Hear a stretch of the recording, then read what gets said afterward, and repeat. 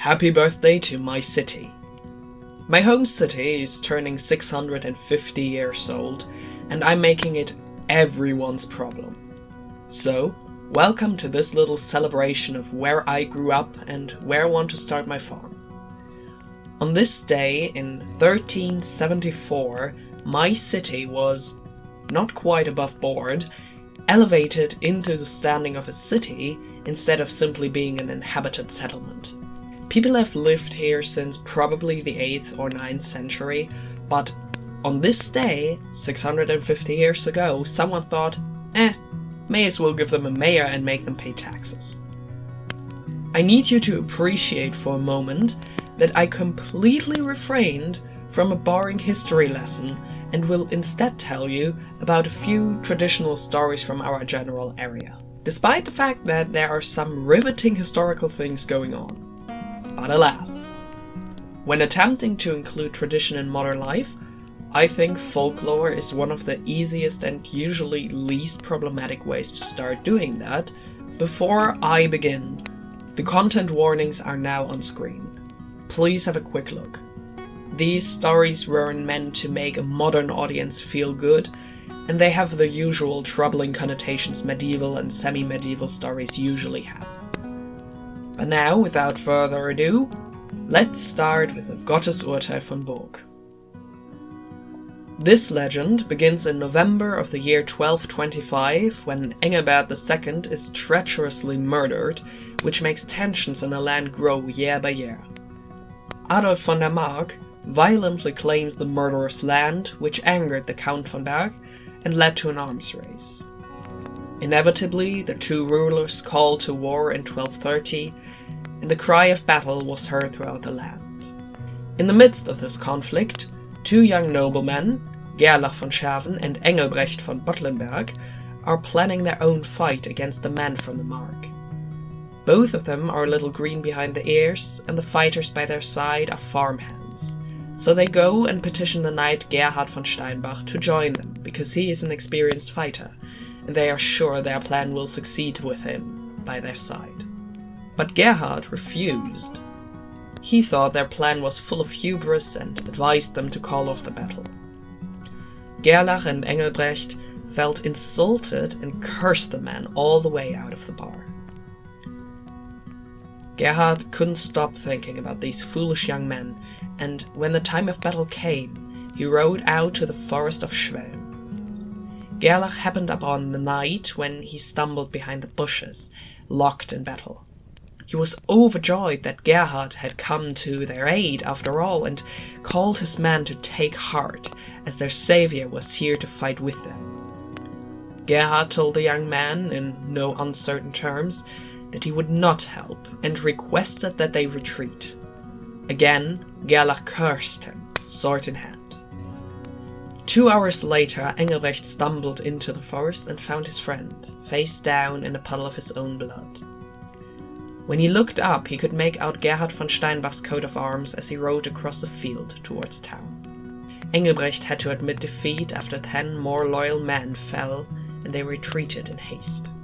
When he returned, he was shamed. People thought the fight rash and foolhardy. Engelbrecht was blinded by rage. The fault for our laws lies with someone else, Engelbrecht claimed when he made it up to the castle of Schlossburg. He committed a heinous crime and desecrated his knighthood, he continued. I want to indict him in front of the highest tribunal. The Count warned him. Engelbrecht was young, and people would soon forget his loss in battle, but if he accused von Steinbach, who was well known and well liked in a court of law, he may ruin his entire life. Engelbrecht refused to change his mind, and so the Count called all lords of the surrounding castles to a tribunal. During the weeks it took the lords to arrive, Engelbrecht prepared his indictment, and he was sure law would be on his side. When the time came, Engelbrecht rose from his seat and claimed, in front of all the high men, that Knight Gerhard von Steinbach sold out their position to the men of the Mark, and on top of that, treacherously murdered his friend Gerlach von Scherven. Gerhard declared his innocence. "You know me," he said to the lords. "I would never commit treason, and I serve my count loyally. 12 men will uphold my claim," Engelbrecht said. One by one, the men entered and claimed that they saw von Steinbach ride towards them from the side of the men of the mark, and that the knight thrust his sword into von Scherven's throat. Word by word, syllable by syllable, they repeated each other like they had memorized what they needed to say. None of the lords believed them, but the law was clear. Von Steinbach couldn't prove his innocence, so he was found guilty. Desperately, von Steinbach claimed a duel and claimed God as the highest judge. The count allowed von Steinbach that claim, feeling remorse for his friend. But Engelbrecht refused. He claimed a duel with an honorless murderer was unjust and no one could force him. Despite the fact that everyone believed von Steinbach, they had to accept Engelbrecht's respite. The count offered von Steinbach the other trials for God to judge, but the knight refused to wait for burn wounds to heal or for a stick to take root. "To the devil with your laws. They are bad," Gerhard von Steinbach said as he rode his horse from the hall. "God is a protector of the way of right." Faster and faster he urged his horse forward, out of the hall, out of the castle, and towards the cliffside of the mountain the castle stood upon. The horse screamed as von Steinbach pushed it over the cliffside, and all the people in the castle heard the horrifying splash from the foot of the mountain. The lords hastened to look down the mountain, and even the count couldn't hold on to mellowness and followed. He came just in time to see Gerhard von Steinbach and his horse climb out of the river below, wet to the bone, but unharmed. The knight cursed the place. No grass or shrub or moss should ever grow along the trench he and his horse had hewn on their neck-breaking descent, and none of his judges should ever forget that God was and always would be above their mortal laws. And now follows Rosen für das Bergische Land, the story of the first Count of Berg and how the wild rose became the symbol of their land. In 1060, Heinrich the Wrathful, a warmonger, was beaten. As thanks from a young king, the lands right side of the Rhine were given to Adolf, henceforth the Count von Berg. The lands weren't bountiful, barely cleared, not big and not even coherent.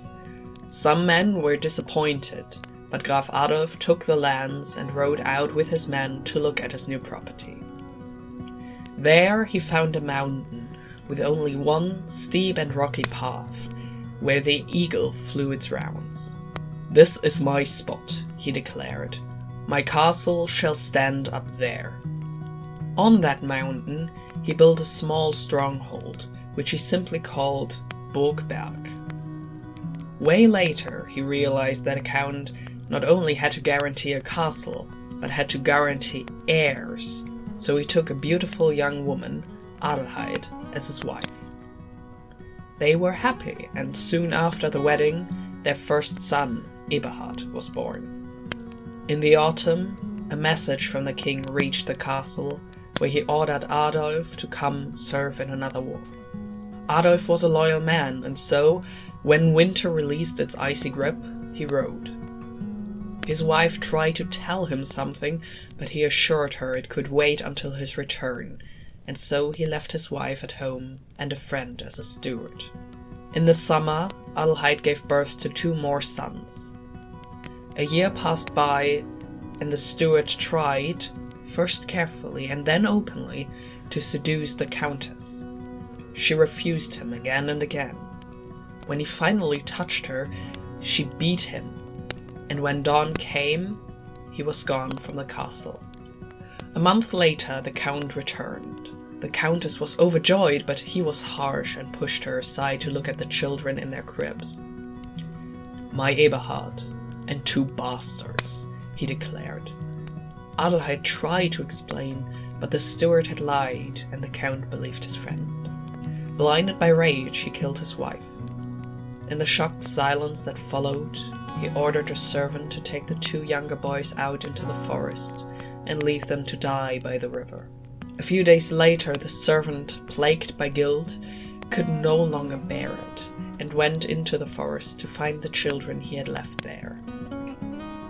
When he arrived at the clearing, he couldn't believe his eyes. A shrub of wild roses had grown protectively around the boys, and the infants were unharmed. A woman in white robes lifted one boy into her arms and held him over her head until he laughed delightedly. She smiled and kissed the child's head before letting the other brother float into the air. Hastily, the servant made his way back to the castle and declared the miracle he had witnessed. The Mother Mary, so he said, was protecting the children. A sign from God was more than the Count could ignore, so he threw the steward out of his castle and declared he would be killed should he ever set foot on Adolf's land again. He let the servant bring his sons back to him, and declared that the wild rose that had protected his lost sons would henceforth be the heraldry of his people, and in the forest where she had appeared he would build a chapel in Mary's name to thank her. This story technically continues onwards well into the boy's adulthood, but maybe that is for another time. So, this is the end. I hope you like these old stories from a pretty little area in Germany. Let me know if you would like the full version of the story, maybe even the German original.